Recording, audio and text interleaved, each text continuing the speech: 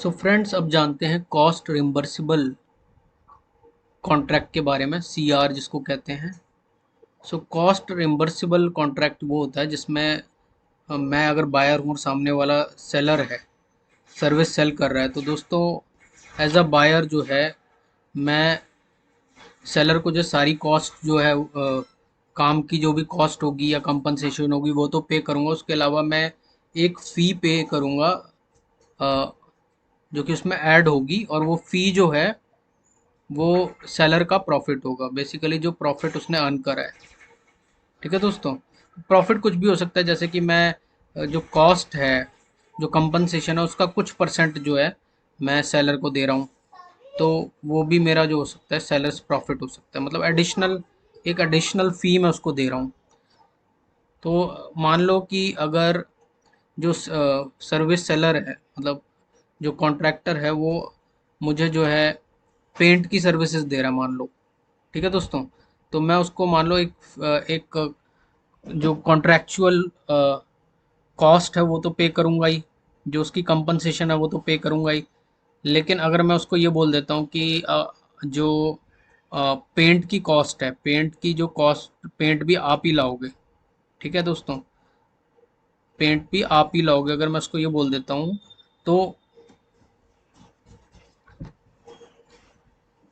जो कंपनसेशन मैंने उसको दी उसमें पेंट की कॉस्ट भी इंक्लूड होगी, है ना दोस्तों, उसमें पेंट की कॉस्ट भी इंक्लूड होगी। तो उसमें वो प्रॉफिट कमा सकता है। मतलब मैंने उसको जो है $5,000 दिए, मैंने उसको $5,000 दिए पेंट करने के। ठीक है दोस्तों, तो उसमें मटेरियल वो लेके आ रहा है, तो ऐसा भी हो सकता है कि वो जब मटेरियल ला रहा है तो वो सस्ता मटेरियल लाए और उसमें जो प्रॉफिट बना ले वो। ठीक है दोस्तों,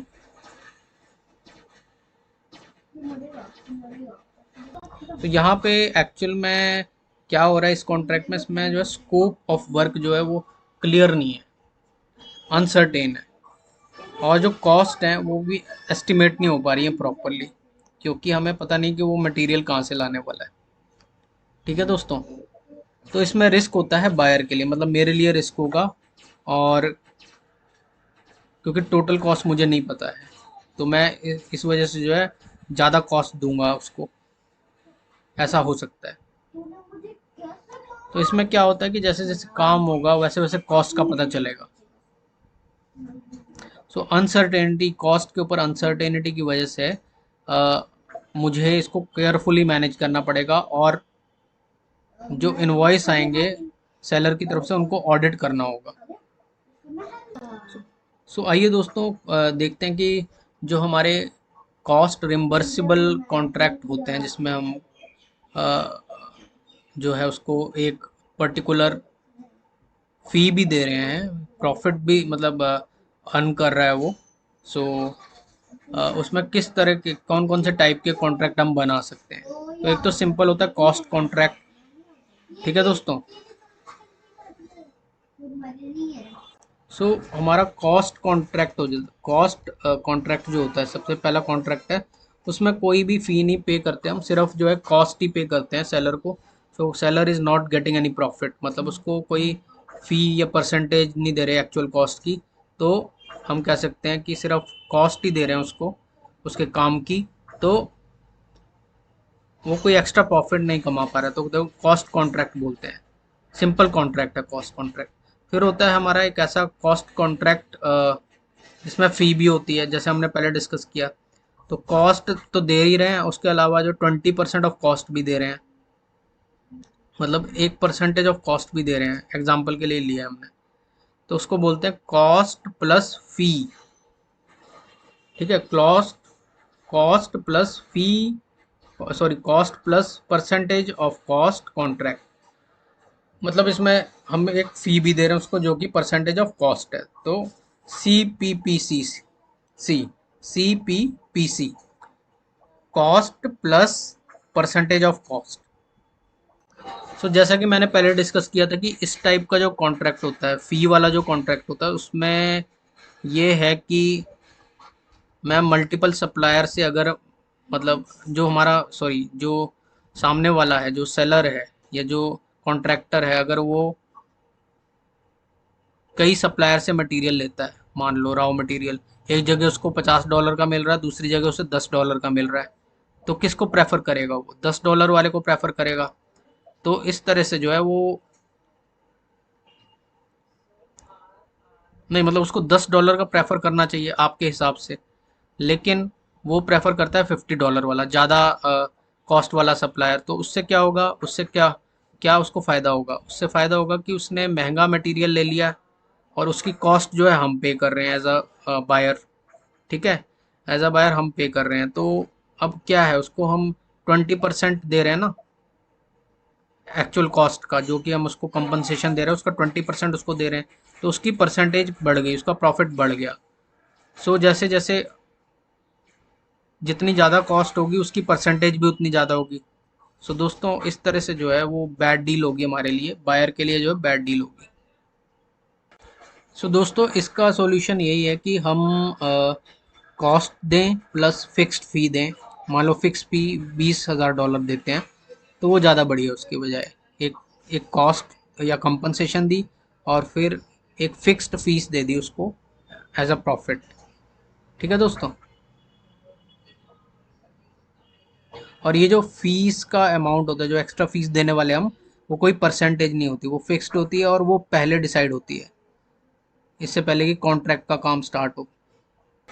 फिर दोस्तों आता है एक और कॉन्ट्रैक्ट जिसमें कॉस्ट होती है प्लस इंसेंटिव फी होती है। कॉस्ट होती है प्लस इंसेंटिव होता है। इंसेंटिव कब होता है? जब वो परफॉर्म करता है। तो मान लो एक्चुअल कॉस्ट तो दे दी, ठीक है, और एक प्री डिटरमाइंड फ़ी जो है हमने उसको बता दी कि अगर आप ये वाला परफॉर्मेंस क्राइटेरिया या ऑब्जेक्टिव अचीव करते हो तो आपको मिलेगा इतना पैसा। सो जो टोटल कॉस्ट होती है वो पहले से हम कैलकुलेट कर लेते हैं। ठीक है दोस्तों, और जो सेलर है, he has to share in the savings or losses depending on whether the actual costs were lesser। ठीक है दोस्तों, तो दोस्तों अगर जो सर्विस देने वाला है, एजेंसी है, उसकी जो एक्चुअल खर्चा है उसको काम करने का, वो अगर मान लो हमारा जो एस्टिमेट था, हमने जो एस्टिमेट की थी कॉस्ट की, इतनी कॉस्ट लगेगी, सो उससे अगर मान लो वो खर्चा कम हो गया है, एक्चुअल कॉस्ट कम हो गई है, मतलब सेविंग्स हो गई है। ठीक है दोस्तों, तो सेविंग्स मतलब प्रॉफिट हुआ है, मतलब कम खर्चा लगा है, तो सेविंग्स पे जो है हम उसको प्रॉफिट देते हैं, सेविंग्स पे उसको प्रॉफिट देते हैं। ठीक है दोस्तों, मतलब इस तरह से जो है, अगर मतलब जो वो काम कर रहा है और आगे मटेरियल ले रहा है और उसके बाद जो है अगर सेविंग्स हो जाती है, तो सेविंग्स हम उसको सेविंग्स के लिए जो है पे करते हैं।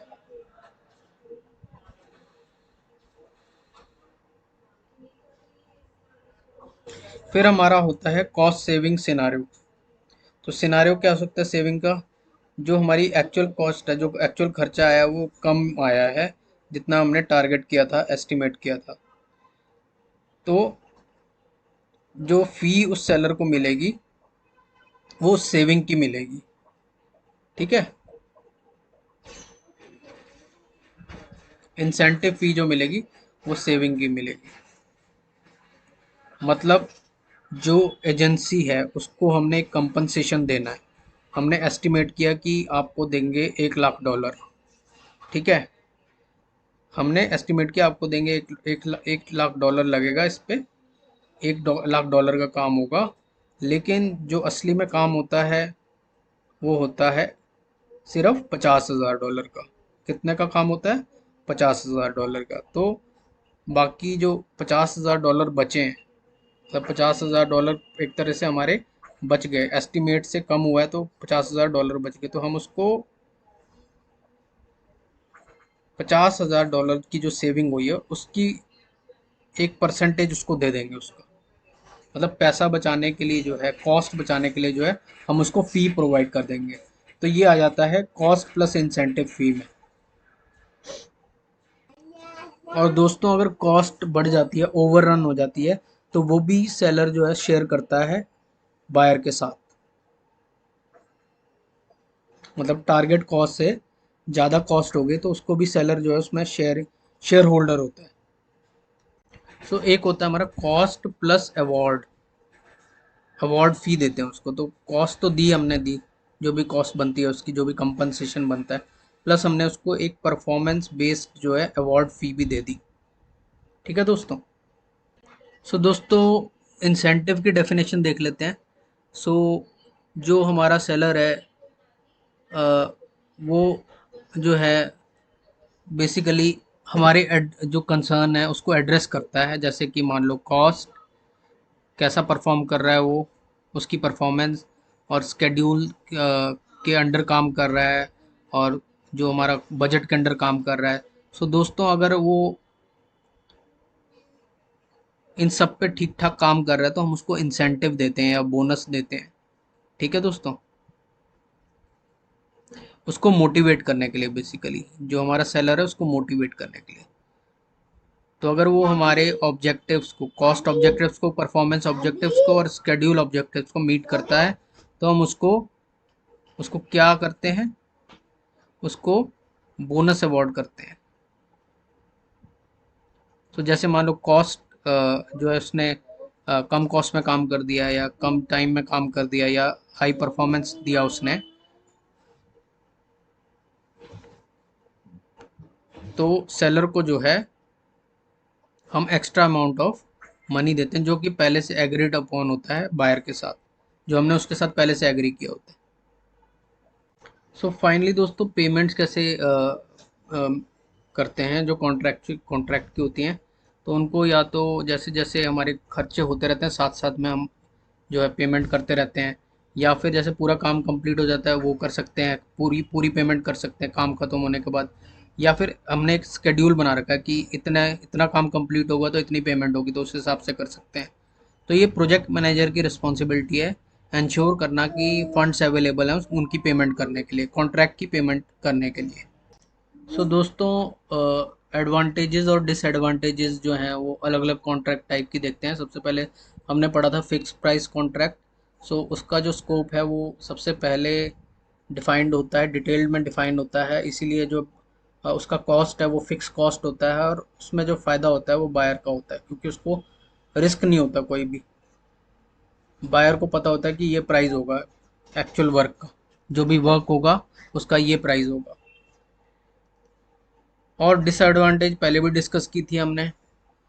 इसमें जो है ज़्यादा एफर्ट लगाना पड़ेगा बायर्स को डिटेल देने में, स्कोप बनाने में। जो प्रोक्योरमेंट SOW है, स्टेटमेंट ऑफ वर्क है, उसको बहुत डिटेल में बनाना पड़ेगा, सारी रिक्वायरमेंट डालनी पड़ेंगी, है ना दोस्तों, तभी उसका प्राइस निकल के आएगा ठीक सा। बहुत एक्सपेंसिव होता है। जो दूसरा हमारा कॉस्ट रियम्बर्सिबल कॉन्ट्रैक्ट है उससे तो बहुत ही एक्सपेंसिव होता है हमारा फिक्स प्राइस कॉन्ट्रैक्ट, क्योंकि प्रोक्योरमेंट स्टेटमेंट ऑफ वर्क जो है वो पूरा नहीं हो पाता, कभी भी इनकम्प्लीट होता है।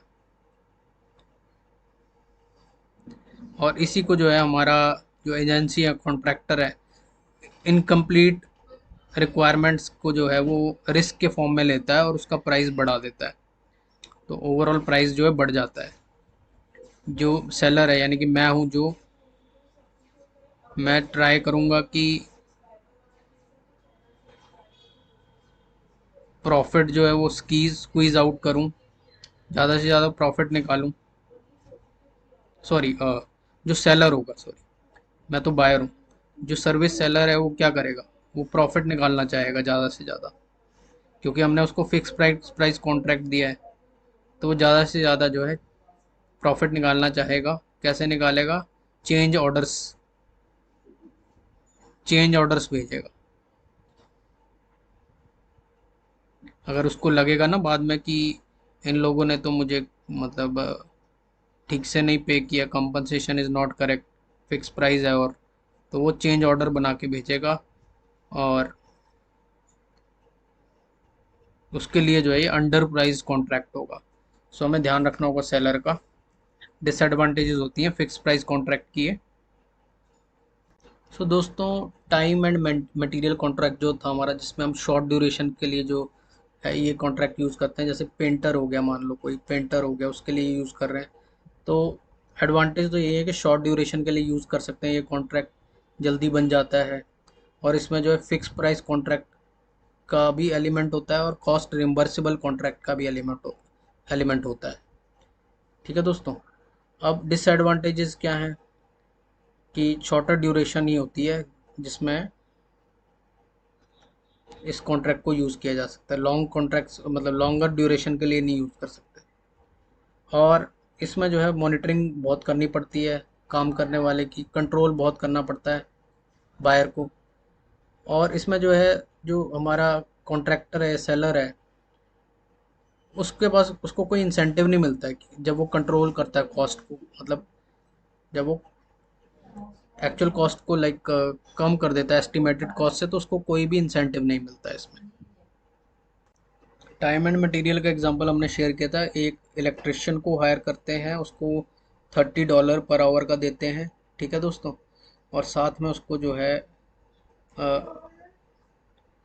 जो केबल्स खरीद के लाता है, ठीक है दोस्तों, उसके ऊपर जो है उसको 10% मतलब एक्स्ट्रा देते हैं हम लोग।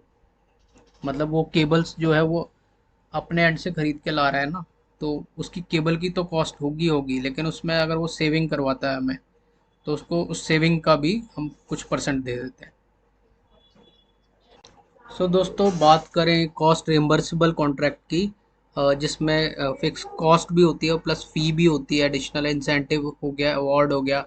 सो एडिशनल फ़ी देते हैं हम उसको, पैसा बचाने पे भी फ़ी देते हैं और प्रॉफिट शेयरिंग करते हैं। सो इसमें एडवांटेज जो है वो है कि ये लेस कॉस्टली होता है। फिक्स प्राइस कॉन्ट्रैक्ट तो बहुत महंगा होता है। और ये जो है इसमें, क्योंकि स्कोप अनसर्टेन होता है, जैसे जैसे काम आगे बढ़ता है वैसे वैसे कॉस्टिंग का पता चलता है। तो एक ये भी इसका एडवांटेज हो गया कि जब हमें नहीं पता कि हमारा स्कोप मतलब अनसर्टेन है, स्कोप क्लियर नहीं है, तो इसमें जो है बेसिकली ये वाला जो कॉन्ट्रैक्ट है ये यूज़ कर सकते हैं, तो एडवांटेज होगी। डिसएडवांटेज है ये है कि बायर के लिए रिस्क है। ठीक है, जैसा कि हमने पहले डिस्कस किया कि बायर के लिए क्या रिस्क है, कॉस्ट कभी भी बढ़ सकती है। ठीक है, बायर को जो है इनवॉइस ऑडिट करते रहना पड़ता है सेलर के साथ। जो भी सेलर इनवॉइस देगा वो ऑडिट करते रहना पड़ेगा। क्लोज वॉच रखना पड़ेगा कि कॉस्ट कैसे कैसे खर्चे हो रहे हैं प्रोजेक्ट के दौरान। और ज़्यादा काम करना पड़ेगा बायर को ये ध्यान रखने में, मैनेज करने में, कॉन्ट्रैक्ट का जो काम होगा उसमें। ठीक है दोस्तों। तो ये है कॉस्ट रिम्बर्सिबल कॉन्ट्रैक्ट, जिसमें हम एडिशनल रिम्बर्स फी देते हैं, इंसेंटिव देते हैं, या फिर अवार्ड देते हैं, या फिर जैसे कि काम के पैसे तो दिए उसको, और काम के पैसे के साथ साथ जो है उसको कॉस्ट कम करने के, जो हमारा ओवरऑल कॉस्ट कम करने का जो इंसेंटिव है वो भी देते हैं उसको, सेविंग करने के लिए इंसेंटिव देते हैं। तो ये हमारा हो गया कॉस्ट रिम्बर्सिबल कॉन्ट्रैक्ट। सो दोस्तों, देखते हैं किस कॉन्ट्रैक्ट टाइप पे रिस्क ज़्यादा है किसके लिए। तो फिक्स प्राइस में हम समझ पा रहे हैं कि सेलर के लिए ज़्यादा होगा, जो एक्सटर्नल एजेंसी है उसके लिए ज़्यादा होगा, क्योंकि एक फिक्स प्राइस है, पहले से हमने डिसाइड करा हुआ है कॉन्ट्रैक्ट का काम स्टार्ट करने से पहले। तो सेलर को जो है हो सकता है कि ज़्यादा कॉस्ट पे करनी पड़े। जो कॉस्ट रिम्बर्सिबल कॉन्ट्रैक्ट है, तो उसमें इंसेंटिव फ़ी वगैरह देने पड़ते हैं परसेंटेज के बेसिस पे। तो दोस्तों, बायर मतलब जो सर्विस लेने वाला है उसको सबसे ज़्यादा रिस्क है, क्योंकि वो एडिशनल कॉस्ट करनी पड़ सकती है उसको। ठीक है, अगर कॉस्ट बढ़ती है, मार्केट प्राइस बढ़ता है, तो उसको कॉस्ट ज़्यादा पे करनी पड़ सकती है, क्योंकि पहले से फिक्स नहीं है कॉस्ट। दोस्तों, अब देखते हैं जरा पॉइंट ऑफ टोटल एजम्पशन क्या होता है। सो एजम्पशन में जो है सबसे पहले आता है प्राइस। तो प्राइस होता है कि जो अमाउंट सेलर चार्ज कर रहा है और बायर दे रहा है, मतलब जो कंपनी दे रही है एक्सटर्नल एजेंसी को, वो हो गया हमारा, एग्जांपल ले रहा हूँ, प्राइस। और ये तो प्राइस हो गया जो पे कर रहे हैं हम। अपने एक्सटर्नल कॉन्ट्रैक्टर को या एजेंसी को। ठीक है, कॉस्ट क्या हो गई? कॉस्ट होती है जो मेरा जो सेलर है या मेरा जो कॉन्ट्रैक्टर है, वो जो बनाने की कॉस्ट ले रहा है, प्रोडक्ट को बनाने की जो कॉस्ट ले रहा है, सर्विस की जो कॉस्ट ले रहा है, प्लस जो मेरे लिए मटेरियल खरीद रहा है उसकी कॉस्ट, तो वो सारी सेलर कॉस्ट हो गई। ठीक है दोस्तों, तो सेलर कॉस्ट जो हो गई वो, प्लस अगर मैं सेलर का प्रॉफिट भी दे रहा हूँ साथ में, मतलब एक पर्टिकुलर फी दे रहा हूँ साथ में, दैट कुड बी अवार्ड और इंसेंटिव। ठीक है, तो सेलर की कॉस्ट और सेलर का प्रॉफिट जो है मेरी कॉस्ट हो जाएगी, बायर का प्रॉफिट,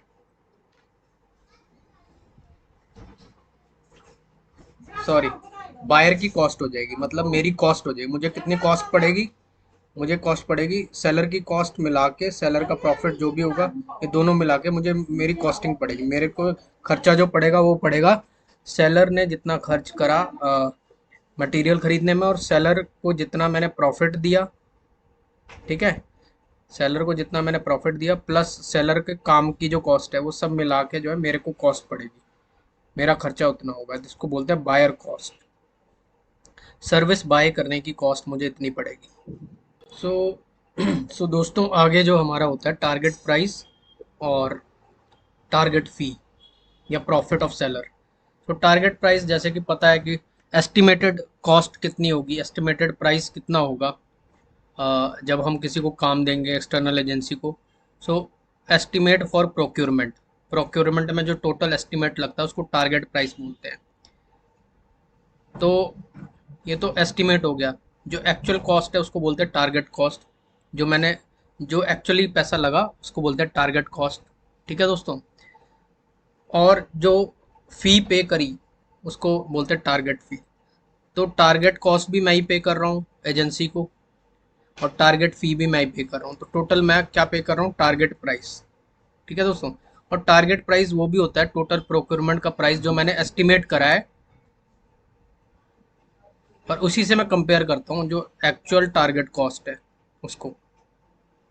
ठीक है दोस्तों, और प्रॉफिट या फी हो गया सेलर का प्रॉफिट, जो मैं सेलर को फी दे रहा हूँ, या जो सेलर ने जो प्रॉफिट अर्न किया है उसको दे रहा हूँ मैं।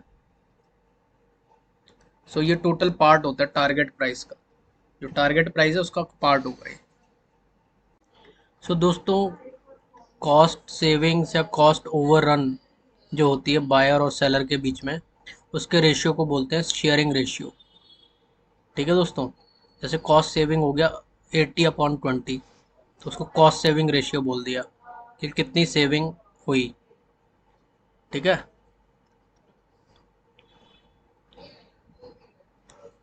तो पहला नंबर जो होता है वो बायर होता है, दूसरा नंबर जो होता है रिलेटेड होता है सेलर से, सेलर का portion, buyer portion upon seller portion.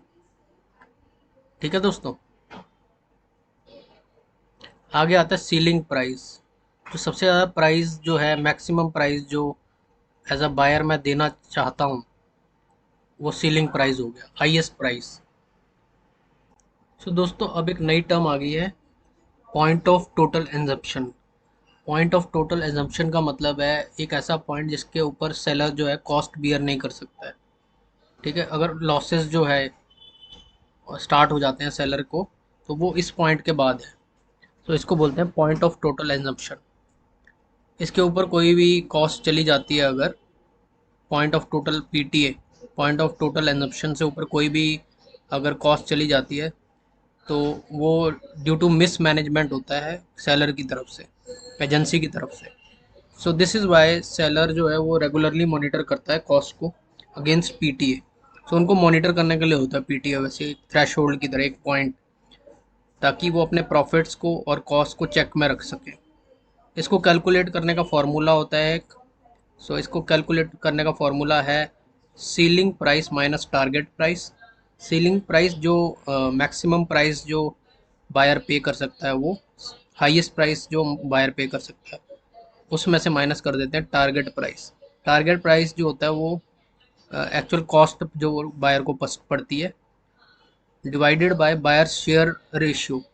Buyer का शेयर रेशियो जो है डिवाइड करते हैं उससे, फिर उस ओवरऑल जो कैलकुलेशन आती है उसको प्लस कर देते हैं टारगेट कॉस्ट से। टारगेट कॉस्ट में जो है फीस नहीं है, टारगेट फी नहीं हमने ऐड करी है, तो फार्मूला निकल के आ जाता है कि टोटल पॉइंट ऑफ एग्जम्पशन। और ये जो टोटल पॉइंट ऑफ एग्जम्पशन है ये हमारा एप्लीकेबल उस कॉन्ट्रैक्ट पे होता है जो फिक्स प्राइस कॉन्ट्रैक्ट होता है विद इंसेंटिव फ़ी। इसमें हम एक इंसेंटिव फ़ी भी देते हैं, जैसे फिक्स प्राइस है और उस फिक्स प्राइस पे जो है हमने एक परसेंटेज ऑफ इंसेंटिव फ़ी रख दी है। ठीक है, एक परसेंटेज ऑफ इंसेंटिव फ़ी रख दी है हमने, तो उसके लिए वैलिड होता है ये।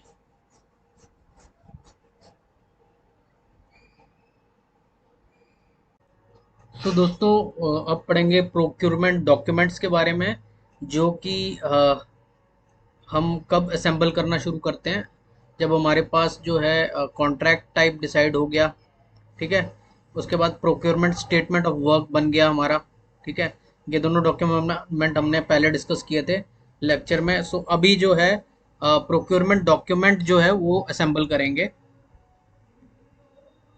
सो बेसिकली यूज होता है दोस्तों, प्रोक्योरमेंट डॉक्यूमेंट्स जो होते हैं बेसिकली वो बताते हैं कि जो हमारा सेलर है या एजेंसी है उसको कॉन्ट्रैक्ट जीतने के लिए जो है क्या करने की ज़रूरत है, क्या काम करना है, what is the work required to be done and what needs to be done, करना क्या है। सो उसको क्लैरिफिकेशन जो है प्रोक्योरमेंट डॉक्यूमेंट से मिलता है। सो फ्रेंड्स, प्रोक्योरमेंट डॉक्यूमेंट जो है उसमें क्या क्या होना चाहिए, सबसे पहले तो उसमें प्रोक्योरमेंट स्टेटमेंट ऑफ वर्क होना चाहिए कि हमें एजेंसी से क्या काम करवाना है। उसके बाद जो है बैकग्राउंड इंफॉर्मेशन होनी चाहिए कि why do we want to get this work done from the agency, ये काम हम एजेंसी से क्यों करवाना चाहते हैं, why do we want to get this work done. उसके बाद जो है इंफॉर्मेशन होनी चाहिए बिडर कॉन्फ्रेंस के बारे में, उसके जो हमारी एजेंसी को रिस्पॉन्सेज भेजना है उसकी डेडलाइन के बारे में। सो उन प्रोसीजर्स की इंफॉर्मेशन होनी चाहिए कि कॉन्ट्रैक्ट्स एजेंसी कैसे जीत सकती है। ठीक है दोस्तों, देन जो उनको रिस्पॉन्स प्रिपेयर करना है उसके बारे में इंफॉर्मेशन होनी चाहिए, उसकी गाइडलाइंस होनी चाहिए कि रिस्पॉन्स कैसे प्रिपेयर करना है और उसमें क्या टॉपिक्स होंगे रिस्पॉन्स में, उसका फॉर्मेट क्या होगा, मींस फॉर्म्स का फॉर्मेट और ईमेल का फॉर्मेट क्या होगा जो कि एजेंसी वाले जो है हमें भेजेंगे, बायर को भेजेंगे। और हम कैसे उनको सेलेक्ट करेंगे, तो सोर्स सिलेक्शन क्राइटेरिया क्या होगा वो भी बायर जो है बताएगा, और बताएगा कि कैसे हम इवेल्युएट करेंगे रिस्पॉन्स जो आएंगे सेलर से। सो ये सारी चीज़ें जो हमारे प्रोक्योरमेंट डॉक्यूमेंट में होगा।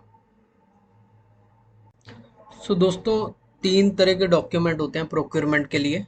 पहला जो है आरएफपी, दूसरा जो है आईएफपी, और तीसरा जो है आरएफक्यू। तो सबसे पहले बात करते हैं आरएफपी, रिक्वेस्ट फॉर प्रपोजल।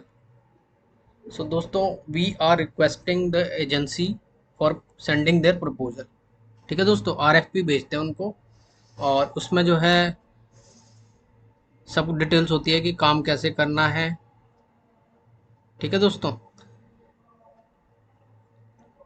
तो सेलर हमें एक्चुअली बताता है कि हम सारा जो काम आपने बताया है वो कैसे करना है प्रपोजल में, और अपनी कंपनी का एक्सपीरियंस भी बताता है। ठीक है दोस्तों, और आरएफपी भेजते हैं हम लोग एजेंसी को ताकि वो ये सारी डिटेल हमें दे सके। फिर उसके बाद जो है इनविटेशन फॉर बिड भेजते हैं उसको, जब वो शॉर्टलिस्ट हो जाता है तो उसको भेजते हैं इनविटेशन फॉर बिड, बिडिंग के लिए इनविटेशन भेजते हैं, तो IFB is invitation for bid. ठीक है दोस्तों, और उससे पूछते हैं कि इस काम की कॉस्ट कितनी होगी, इस काम का प्राइस कितना होगा। ठीक है दोस्तों, तो बेसिकली जब बिडिंग कॉन्फ्रेंस होती है तो उसमें जो है सारे की सारी एजेंसीज जो हैं वो अपना अपना जो है बिड करते हैं, लेकिन उससे पहले उनको इनविटेशन फॉर बिड हम भेजते हैं। सो अपना अपना प्राइसिंग बताते हैं वो एक्चुअल में। कि हम इस प्राइसिंग पे काम करेंगे, हम इस प्राइसिंग पे काम करेंगे। सो रिक्वेस्ट फॉर कोटेशन होता है फिर। ठीक है दोस्तों, तो बेसिकली प्राइस कोट के लिए पूछते हैं उनको।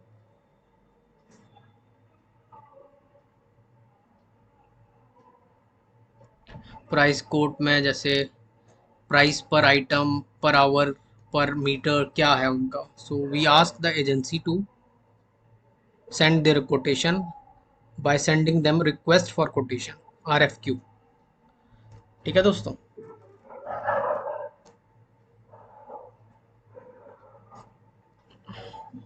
सो दोस्तों एक ऑर्गेनाइज प्रोक्योरमेंट डॉक्यूमेंट भेजने का फ़ायदा क्या है। सो दोस्तों ऑर्गेनाइज्ड प्रोक्योरमेंट डॉक्यूमेंट भेजने का फ़ायदा ये है कि सेलर जो है वो अपना रिस्पॉन्स कंप्लीटली भेजता है, एक्यूरेटली प्राइसिंग शेयर करता है, और ऐसा डॉक्यूमेंट भेजने से जो है, परफेक्ट डॉक्यूमेंट भेजने से जो है, ऑर्गेनाइज डॉक्यूमेंट्स भेजने से जो है, नंबर ऑफ चेंजेस भी जो है एक्सपेक्टेड होते हैं प्रोजेक्ट में, वो कम होते हैं, डिक्रीज हो जाता है। सो ये सारी एडवांटेजेस है कंप्लीट और ऑर्गेनाइज डॉक्यूमेंट भेजने के। सो दोस्तों हम देखते हैं अब इम्पॉर्टेंट कॉन्सेप्ट जो प्रोक्योरमेंट मैनेजमेंट में होते हैं। So let's start. सबसे पहले सोर्स सिलेक्शन क्राइटेरिया होता है।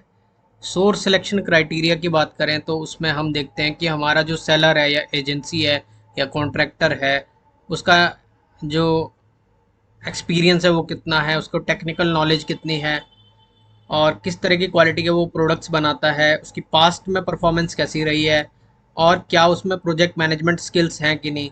तो ये सारी चीज़ें देखी जाती हैं। बेसिकली जो हमारा सेलर है उसको इवेल्युएट करने के लिए उसकी बिड्स हो गई, उसकी प्रपोजल्स हो गए जो उसने भेजे हैं, उसको इवेल्युएट करने के लिए जो है ये सारे क्राइटेरियाज होते हैं। सो दोस्तों NDA साइन होता है बायर और सेलर के बीच में, ताकि एक कॉन्फिडेंशियलिटी मेंटेन करके रखी जा सके और इन्फॉर्मेशन डिस्क्लोजर ना हो। सो अगर वायलेट करते हैं कोई भी इस लाइक NDA को, कोई भी वायलेट करता है तो लीगल कॉन्सिक्वेंसेस हो सकते हैं, उसके लीगल एक्शन लिया जा सकता है। सो दोस्तों स्टैंडर्ड टर्म्स एंड कंडीशंस जो होती हैं कॉन्ट्रैक्ट की, वो कई सारे प्रोजेक्ट्स में यूज़ होती है। सेम टाइप की जहाँ पे प्रोक्योरमेंट्स होती हैं वहाँ पे तो सेम फॉर्मेट यूज़ कर सकते हैं। सो स्टैंडर्ड कॉन्ट्रैक्ट में सिर्फ हमारी बेसिक टर्म्स एंड कंडीशंस होती हैं। सो दोस्तों कुछ स्पेशल प्रोविजंस होते हैं चेंजेस करने के लिए, डिलीशंस और एडिशन करने के लिए कॉन्ट्रैक्ट की टर्म्स और कंडीशंस में।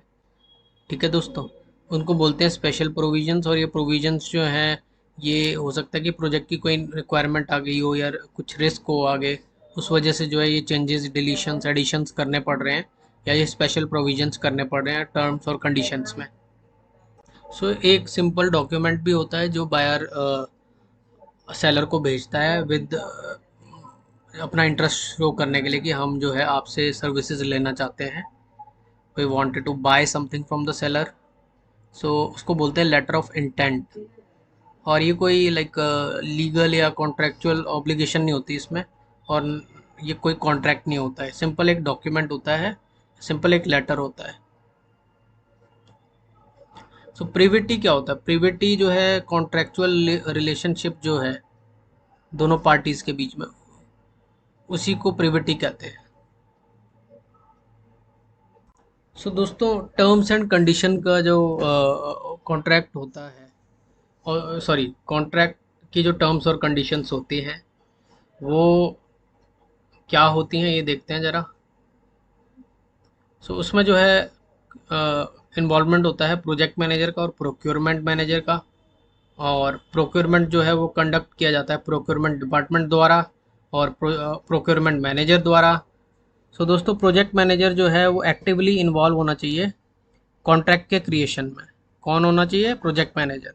और उसको जो है सारी टर्म्स और कंडीशंस जो है कॉन्ट्रैक्ट की वो पता होनी चाहिए। सो कुछ चीज़ें हैं जो प्रोजेक्ट मैनेजर को जो है फॉलो करनी पड़ती हैं जब कॉन्ट्रैक्ट की बात होती है। सो प्रोजेक्ट मैनेजर को सारे कॉन्ट्रैक्ट केयरफुली पढ़ना पड़ता है और समझना पड़ता है, उसमें क्या क्या है।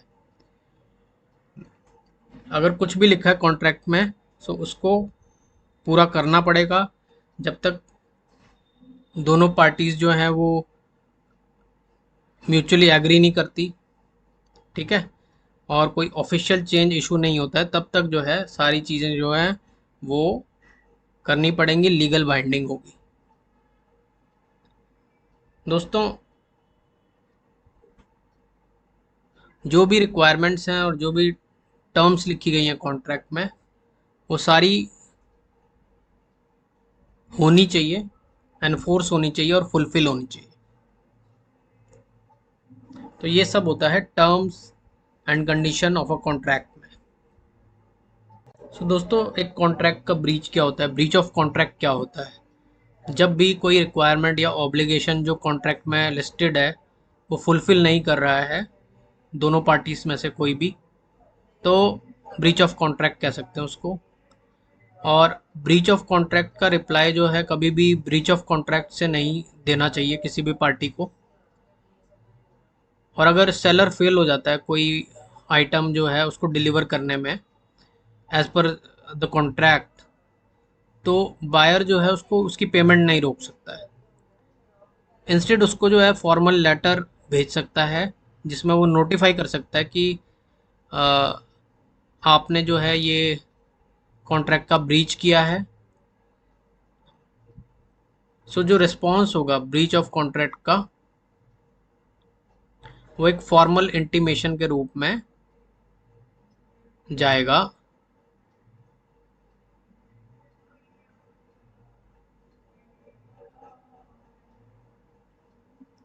ठीक है दोस्तों, एक फॉर्मल इंटीमेशन भेजना चाहिए, पेमेंट्स नहीं रोकनी चाहिए।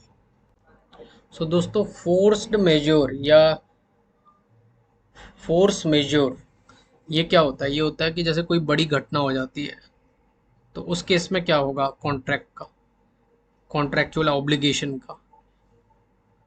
अगर कोई मान लो नेचुरल इवेंट हो जाता है, जैसे एक्ट ऑफ नेचर हो जाता है, जैसे स्टॉर्म हो गया, अर्थक्वेक हो गया, जिसकी वजह से जो है कोई भी पार्टी अपना जो है ऑब्लिगेशन फुलफिल नहीं कर पा रही है जो कि कॉन्ट्रैक्ट में लिखा गया है, तो क्या होगा? तो आइए देखते हैं कि एग्जाम्पल से समझते हैं। कंस्ट्रक्शन कंपनी है जिसको 1 महीने का स्केड्यूल डेडलाइन दे रखा है कि 10 घर बनाने हैं, लेकिन अचानक से जो है बाढ़ आ जाती है और सारा जो कंस्ट्रक्शन का प्रोजेक्ट है वो डिस्ट्रॉय हो जाता है। तो कंपनी लायबल नहीं है वो 10 घर बनाने के लिए with in the contractual time frame, क्योंकि एक्स्ट्रा ऑर्डिनरी सर्कमस्टांसेज आ गए हैं, बड़ी घटना हो गई, नेचुरल जिसको कहते हैं एक्ट ऑफ नेचर हो गया है, जिसकी वजह से जो है उतने टाइम फ्रेम में वो 10 घर नहीं बना सकता है और उसको डिलीवर करने की ज़रूरत भी नहीं है। यूजुअली जो फोर्स मेजर्स हैं वो रिजॉल्व होते हैं by giving the time extension on the project. ऐसी चीज़ें जो रिजॉल्व होती हैं वो टाइम एक्सटेंशन दे के होती हैं।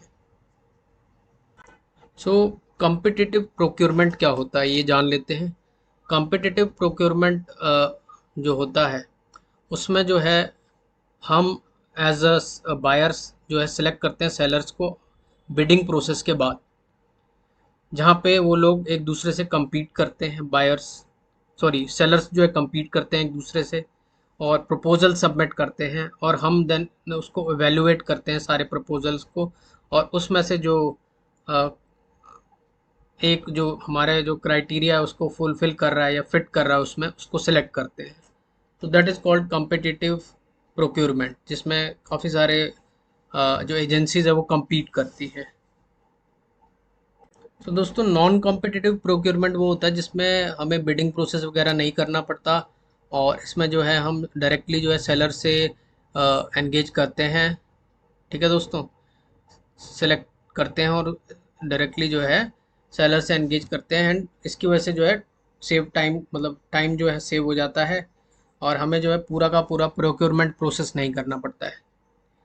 ये कब होता है? जब सेलर जो है यूनिक है, यूनिक सर्विस दे रहा है कोई, जो कि कोई और नहीं दे सकता और अकेला है उस फील्ड में। उनका प्रोडक्ट यूनिक हो सकता है, उनकी सर्विस यूनिक हो सकती है, उनकी क्वालिफिकेशन जो है वो किसी और में नहीं है, वो यूनिक हो सकती हैं। या हम कह सकते हैं कि ऐसा ऐसी इस टाइप का सेलर जो है एक ही है मार्केट में, who can provide the product और सर्विस जो हमें चाहिए। मतलब या तो एक सेलर है, या वो यूनिक है, या सेलर के पास ही वो प्रोडक्ट है, पेटेंटेड है प्रोडक्ट जो है, और किसी के पास नहीं है वो प्रोडक्ट। तो इस केस में जो है नॉन कॉम्पिटिटिव प्रोक्योरमेंट हो सकता है। सो नॉन कॉम्पिटिटिव प्रोक्योरमेंट जो होते हैं वो भी दो तरह के हो सकते हैं। जैसे सिंगल सोर्स प्रोक्योरमेंट, सेलर जिसके साथ हम ऑलरेडी कॉन्ट्रैक्ट में हैं और पहले भी उसके साथ काम कर चुके हैं, तो उसी को प्रेफर करते हैं, और टाइम बचाने के लिए जो है उसको प्रेफर करते हैं। और उसके बाद जो है हम उसको जानते हैं पहले से, और इसलिए जो है हम पूरा का पूरा प्रोक्योरमेंट प्रोसेस नहीं करना चाहते हैं, और सीधा जो है उसको एंगेज करना चाहते हैं कि वो सप्लाई करे प्रोडक्ट या सर्विस जो हमें चाहिए। ठीक है दोस्तों, तो इसको बोलते हैं single source procurement. Single source. Sole source procurement क्या होता है कि ऐसा सेलर जो कि एक ही है मार्केट में। सोल मतलब अकेला वही है मार्केट में। तो ऐसी कंपनी जिसने पेटेंट होल्ड कर रखा है वो भी हो सकती है और सर्विस प्रोवाइड करती है, तो वो सोल कंपनी हो सकती है। सोल सोर्स प्रोक्योरमेंट बोलते हैं इसको। सो दोस्तों अब जान लेते हैं दूसरा बड़ा प्रोसेस, जो कि प्लानिंग के बाद होता है, कंडक्ट प्रोक्योरमेंट प्रोसेस। इसमें क्या होता है, इसमें सिंपली हमको पता है कि हमें जो है अपने जो डॉक्यूमेंट्स हैं प्रोक्योरमेंट के, स्टेटमेंट ऑफ वर्क है, प्रोक्योरमेंट डॉक्यूमेंट्स हैं, वो भेजने पड़ेंगे सेलर को। तो वो भेजते हैं सेलर्स को। फिर उसके बाद जो है सेलर जो है वो कुछ क्वेश्चंस हमसे पूछता है जिसके आंसर हमें देने होते हैं about the project work. So project के ऊपर उसके क्वेश्चंस होते हैं जिसके आंसर हम देते हैं, और जब उसको आंसर मिल जाते हैं फिर उसको रिस्पॉन्सेज भेजने होते हैं, तो हम उनके रिस्पॉन्सेज को रिव्यू करते हैं जो कि उनसे आते हैं, हमें सेलर से आते हैं। और फिर उसके बाद based on the criteria, source selection criteria के बेसिस पे जो है सेलर को सिलेक्ट कर लेते हैं। तो ये होता है कंडक्ट प्रोक्योरमेंट प्रोसेस। और इसके आउटपुट क्या होते हैं, इसके आउटपुट है कि सेलर सेलेक्ट हो गया तो सिलेक्टेड सेलर्स, फाइनलाइज सेलर्स, और कॉन्ट्रैक्ट जो है साइन हो गए दोनों के बीच में, तभी कंडक्ट प्रोक्योरमेंट का प्रोसेस जो है उसको फाइनल मानेंगे।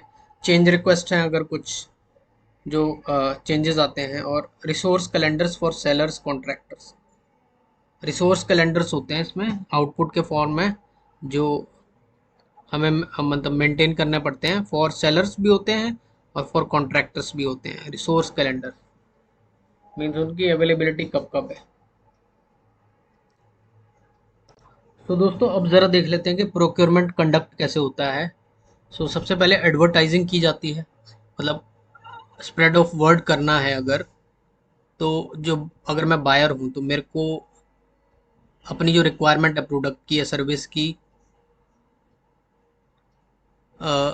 सेलर्स को अट्रैक्ट करने के लिए जो है मुझे एडवर्टाइजमेंट करनी पड़ेगी। एडवर्टाइजमेंट करने का मकसद होता है ताकि मैं अपने सेलर्स को अट्रैक्ट कर सकूं, ज़्यादा से ज़्यादा बढ़िया सेलर्स को जो है मैं रीच आउट कर सकूं, बढ़िया और रेलेवेंट। ठीक है दोस्तों, तो एडवर्टाइजिंग करने की ज़रूरत है। तो एडवर्टाइजिंग एक टूल है बेसिकली प्रोक्योरमेंट मैनेजमेंट प्रोसेस का। तो आगे बात करते हैं क्वालिफाइड सेलर लिस्ट क्या होती है और प्री क्वालिफाइड सेलर लिस्ट क्या होती है।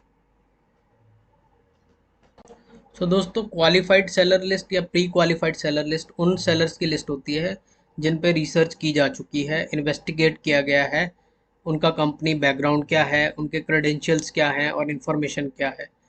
ये सब चीज़ें जो हैं वो करने के बाद ही जो है एक सेलर को क्वालिफाई किया जाता है।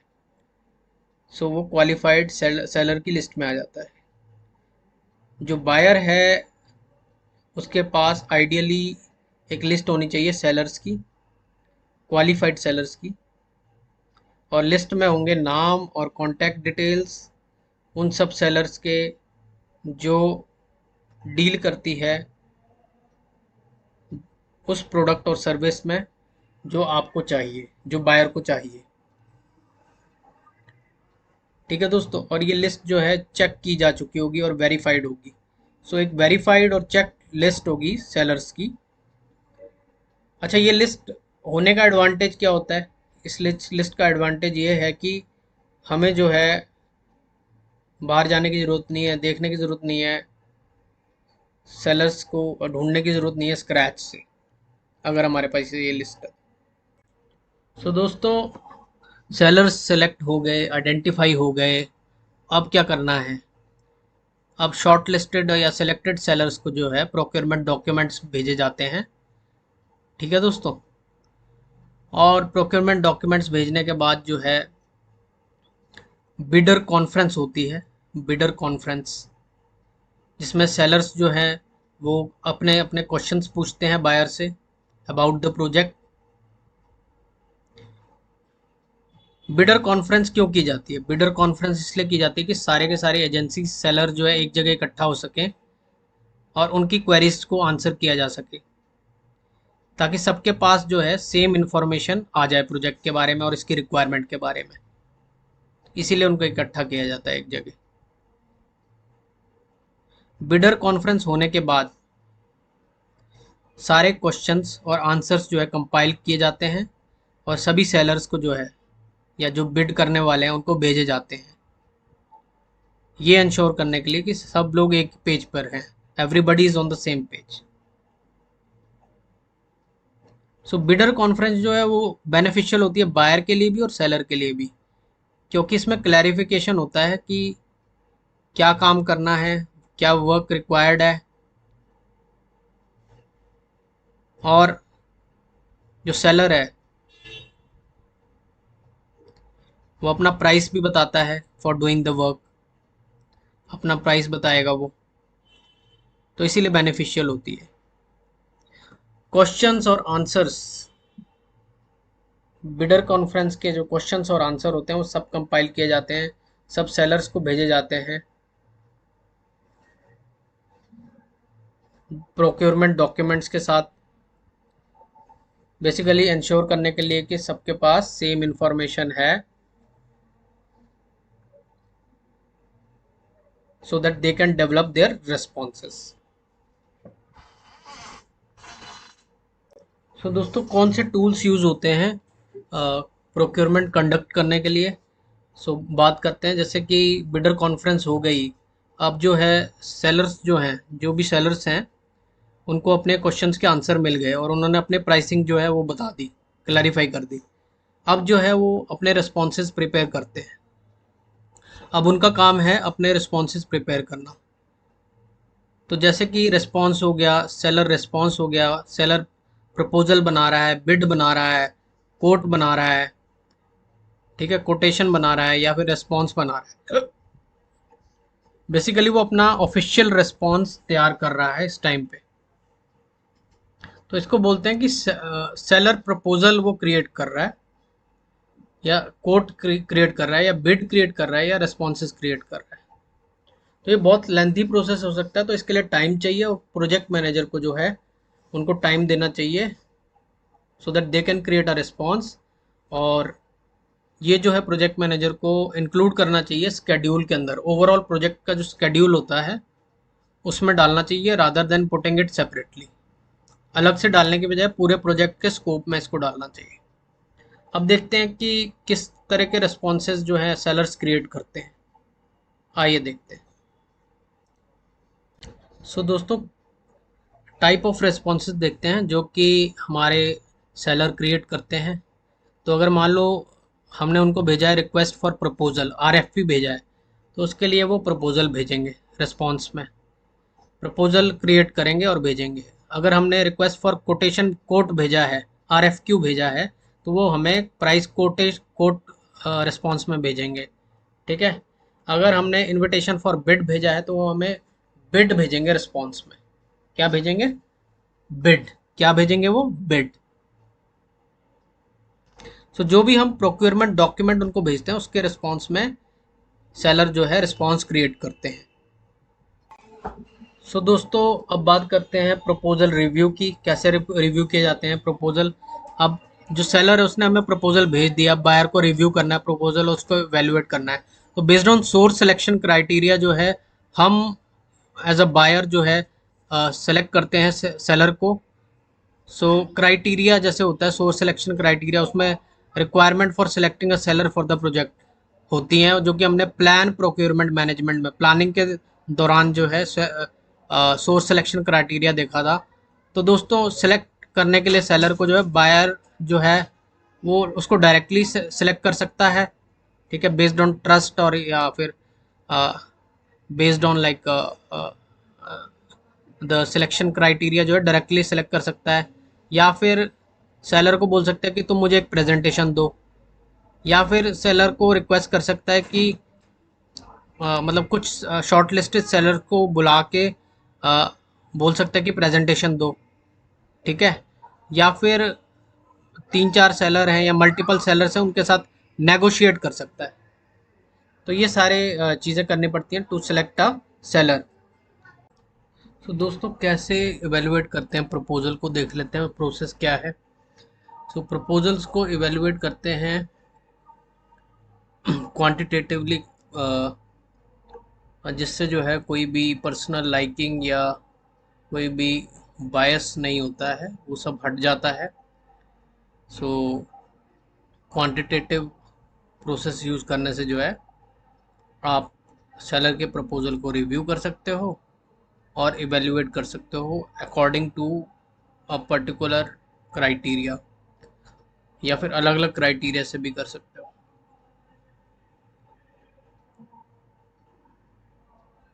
सो वेटिंग सिस्टम होता है, वेटिंग सिस्टम से जो है हम सेलर को सिलेक्ट कर सकते हैं by giving different weights to the source selection criteria, अलग अलग वेटेज दे सकते हैं। फिर उसके बाद जो स्कोर आएगा उसको कंपेयर कर सकते हैं, हर कंपनी के लिए हर सेलर के लिए एक स्कोर आएगा, उसको जो है based on that we can select the seller. अब इसमें मैं एक देख रहा हूँ टेबल है सेलर नंबर 1 के लिए, और selection criteria number of years of experience, technical knowledge, project management skills.